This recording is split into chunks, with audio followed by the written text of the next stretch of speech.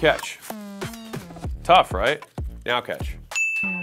Much easier. So this one idea will change how you think about business. It's keep simple, but not the way you think. Fundamentally, it's about how to make a more profitable business and doing this from the top down, from a strategy, marketing, sales, product, delivery perspective. And I want to take you through an exercise first, and then I'll talk about it afterwards. Let's imagine that I have a marketing campaign, and I want you to understand some of the benefits of my services and my product, right? So I might have 4 different benefits that I think are really, really material that I want someone to know, okay? And so the problem is the vast majority of marketing looks like this. Ready? 1, 2, 3, catch. Well, it's very hard to catch all 4 at the same time. But if I just said, hey, real quick, I want you to understand something, catch, you'd probably be able to catch that.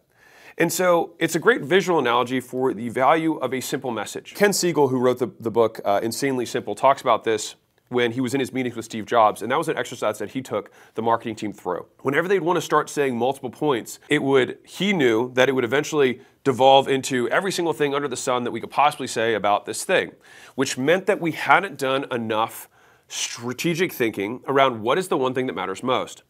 And so the saying that they live by, which I really love, find the most compelling point and communicate it in the most compelling way. I'll say that again because I think it's so important. You focus on the one most compelling point, and then you communicate it in the most compelling way. 1,000 songs in your pocket, right? It's, I think, a discipline that has to be taken pervasively from the top down. It has to start with the business owner, has to start with the CEO, has to start with the founder, whoever person is calling the shots in terms of what we're doing as a business. Because this level of simplicity, right, takes more work than complexity. And that's what's crazy about it, is that complexity is less work than simplicity. Because complexity is typically the child of lazy thinking. We can't prioritize. We're not sure which one of these 4 things is most important, so we'll just say them all. We have these 4 features. Rather than limit it to one and then make that one better, we're just going to see all 4 because we want to appeal to all sorts of different people. But most really big business ideas, in my opinion, are the opposite of what you would naturally do. Because if what people's natural instincts led them to do were the things that made businesses successful, then most people would have successful businesses, and that's anything but true. And so it's the constraint of forcing yourself to say no. There are 3 things here. There is one of these that is more important, and we have to keep whittling it down or chunking up the language such that this one point is the most compelling. And you're thinking, okay, well maybe this just only applies to marketing, right? No, it has to go all the way through, because think about it. If you figure out that this one core promise or core feature, right, is the most important thing, then that informs our product strategy. What features are we going to build? What services are we going to deliver? And if we only have one to do, wouldn't we spend so much disproportionate amount of time trying to make that thing exceptional?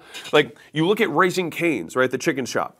They have 7 ingredients on the menu. Like, they arguably couldn't have fewer ingredients in order to make a meal. They've got toast, they got fries, they've got chicken tenders, and then they've got sauce and beverages. There's 6, and there's one more, I can't remember what it is, right? And so I think coleslaw or something like that. But anyways, point being, they could, like, someone saying, hey, have you considered adding an 8th item? Yeah, they probably thought about it.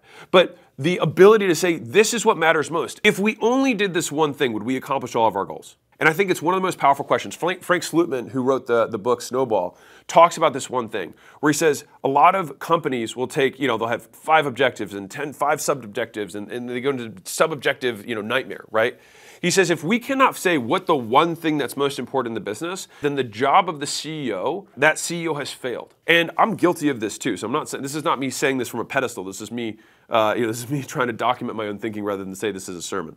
Is that what one thing, if it were true 12 months from now, would change everything for our business? And what's interesting is that when you ask that question, like what one thing would have to be true? Like if we had a dedicated lead channel that we owned, that one thing would change everything. If we just had a great supply of talent for our HVAC company, for new technicians, if we just did that by the end of the year, it would change everything for us. If we were just able to pull cash flow from 90 days to 30 days for each sale that we do, that would change everything for us. Thinking about that as the what must be true then becomes the most important business objective, because you might have objective 2, 3, 4, 5, but if you just did one, then it likely makes 2, 3, 4, 5, 1 irrelevant. 2, by the time you accomplish number one, 2, 3, 4, 5 might have changed because you will now have new resources and new assets at your disposal. And so you're basically trying to make a decision about variables before the board has changed from the decisions that you're ultimately trying to make. And one of the difficult parts, and this is the really nefarious one, once you make that one simple decision, like this is the priority, this is what we're doing,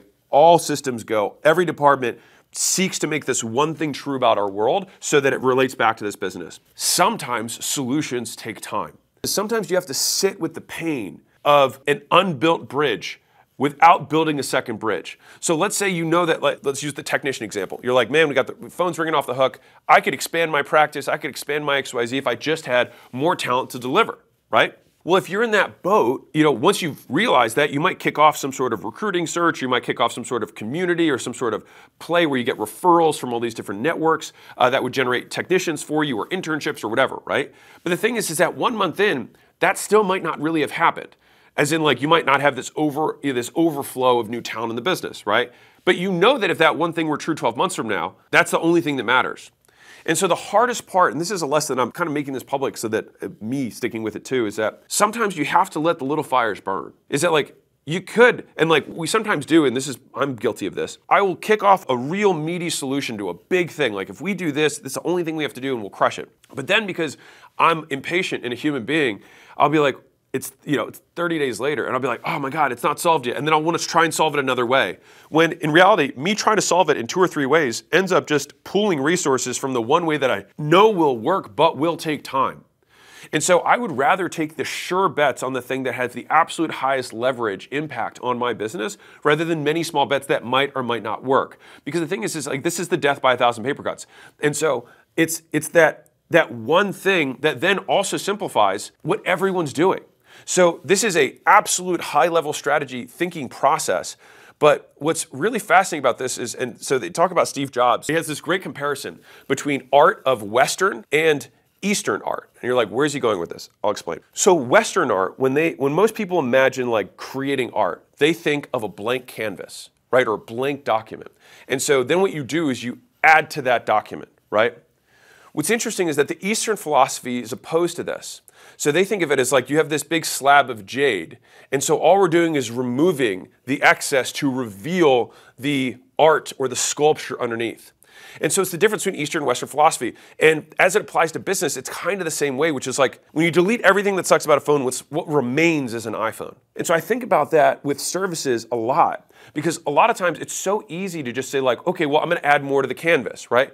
But when you think about it from pulling things away, it's like, what are all the distractions that I'm creating internal to my business, but also to my customers? Because you think about that crumpled paper, right? If I say I'm going to help you with this one thing,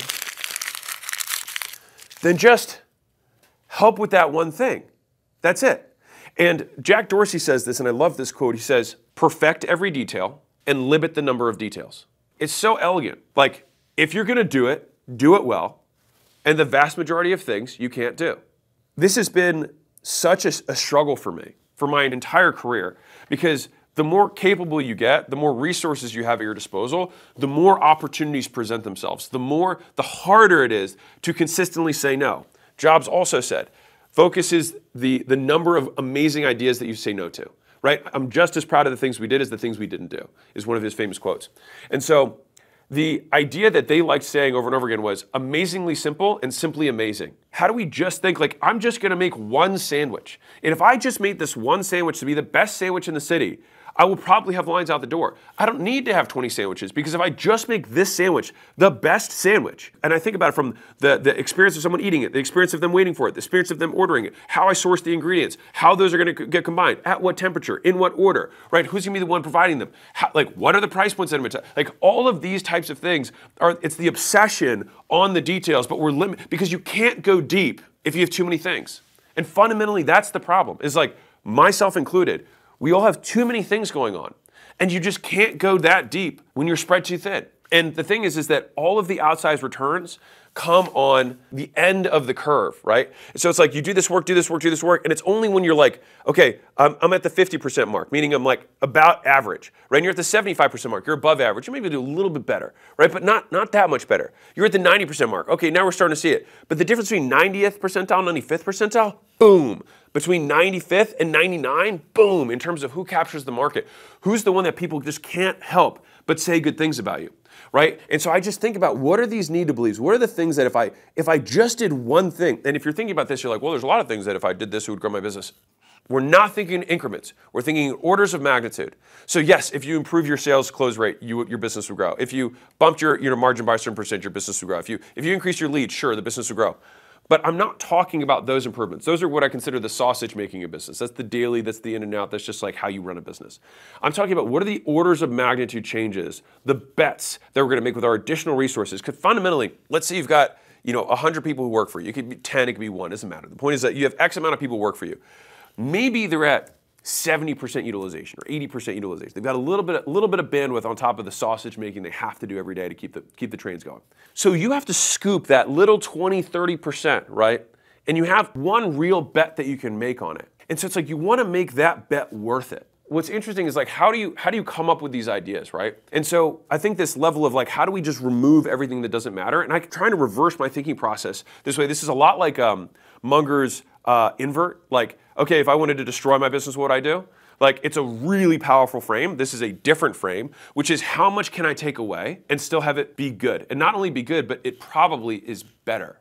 And so I'll give you a real world example.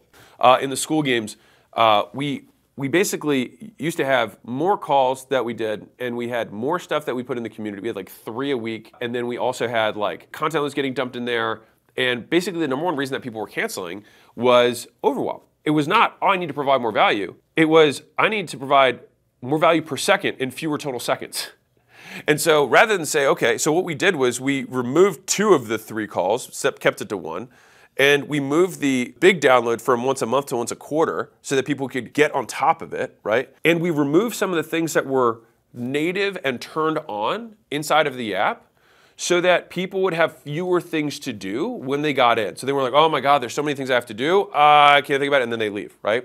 And so we kind of like you only introduce something when it's required or necessary for that person to get the desired value. Rather than say, here's all the different things you can do. It's like, well, why don't we just do this one thing that most people find valuable first and then perfect that step? And then once we've done that, maybe we'll show the next step. If you're actually subscribing to this ideology, which is something that I'm really trying hard to, I'd say like the inversion process is how I've made a lot of strategic decisions.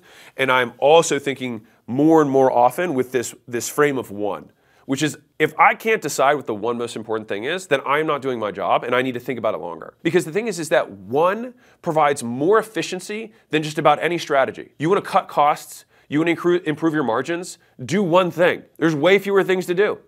And if you do one thing, you also need to have way fewer meetings about it because there's only one thing. And when you have just one thing, you don't need to have lots of people at the meetings. You just have a very small group of very smart people. And fundamentally, that's how these projects start to get organized. And the easiest way to screw up a project like this is to give it too much time. And so if it is simple, you can also do it faster. So you could say in 12 weeks, and what's crazy about this is that you can do projects even at like huge company levels in 12 weeks because you have more resources, right? And so just thinking, what is the one thing that matters most? If I'm not sure, what are all the things that I can delete away and have it still be valuable? And if I do know what that one thing is, how deep on that one thing can I go? Because if I made this one thing true at the end of the year, all of my other problems would shrink into irrelevance. They would no longer matter. It makes the noise go down. But the thing is that you have to subscribe to this philosophy through and through. Like you have to believe in it balls to bones because you think you're overwhelmed. I promise you your team's 10 times more overwhelmed because they don't know what direction you're in because you're changing it all the time because you have so many different conflicting priorities. And so having this focus of 1 is easy to communicate. People remember it because it's only one crumpled piece of paper, right? It's easy to sell because it's one thing and you can just make that point as compelling as humanly possible. When you're delivering on product or services, you just perfect that one result, that one deliverable. A lot of marketing agents just expand and expand and expand their breadth of like what they do, all these different services they tack on, right? Now, if you're in an enterprise value business, those companies, if you're serving Fortune 100, it's a little bit of a use case there because for them, the one thing is full integration, right? Like that would be the chunked up one thing for that business, right? If they actually had one person that could globally support their business, then that would be the one big thing we try and solve for, right? But many businesses, it's like if you just got them leads consistently, they would be happy. Like you don't need to offer these other services, the other quote value benefits, because if you just did the one thing that mattered, they wouldn't care about anything else. And I remember there was this moment in Gym Launch when we had a handful of gym owners reach out and say, hey, can we hop on a call? And I said, sure. And we're like, hey, we're trying to improve the product, blah, blah, and they just like cut us off and they were like, we just need leads, like just more leads. That's it. Like if you just give us more leads, we'll be happy. And so it was one of those like, it's the economy, stupid. Right, it's kind of like the president. Like if you just fix the one thing that matters, and if it sounds like I'm hammering this a lot, it's because I'm hammering it into my own brain. And if you think of it, like if you were to deconstruct this, like I love this little quote of to achieve great things, 2 ingredients are needed: a plan and not enough time. And so it forces you to prioritize so that you can actually do the things that matter most. And I think that this is something that I'm trying to artificially do. You see like Elon talk about this. For those of you who hate Elon, just pretend he's cool for this conversation. You're also wrong. Anyways, point being, if you see the rate of innovation that they're able to do across the companies that he owns, a big part of it he talks is accelerating timelines, which is making unreasonable goals, because the unreasonable goals create a forcing function for performance. And this has also been, Brian Chesky talks about this from Airbnb. There's a bunch of other Y Combinator founders who talk about this, where they're like, if you want to speed up something happening, number 1, big public goal. Number 2, make it really aggressive on timeline. Number 3, check up frequently. Number 4, remove people who shouldn't be on the project because they just create more communication cycles and more waste and more people to talk and get approvals from. Fundamentally, you have to make bets, and sometimes you just have to let people go. As in like, let them work, let them cook, right? Because if you get out of their way, a lot of times, if you have a clear goal, clear objective, you're checking in regularly, you don't need to do much more than that. And so this is something that I'm half shouting at myself, as a reminder of the few things that matter most. And if I do not have that one thing for my team, then I have failed, not them. So that is my insanely simple, it's been top of mind because I just read a couple books that mentioned jobs recently. It's been really valuable for me. And so when I'm thinking about my own marketing campaigns, I'm like, what is the one most compelling thing I can bring up? And how can I say that one thing in the most compelling way? Hey, if you enjoyed this, I had one of my best presentations of all time where I talk about how to accelerate how you get to your goals, whether they be financial, physical, whatever, by focusing on leverage. And so it's the first real presentation I made after basically getting into this whole YouTube world. And it was just kind of like compiled from years of me thinking about wealth creation. And if that's at all interesting to you, you can click and watch it here. Enjoy.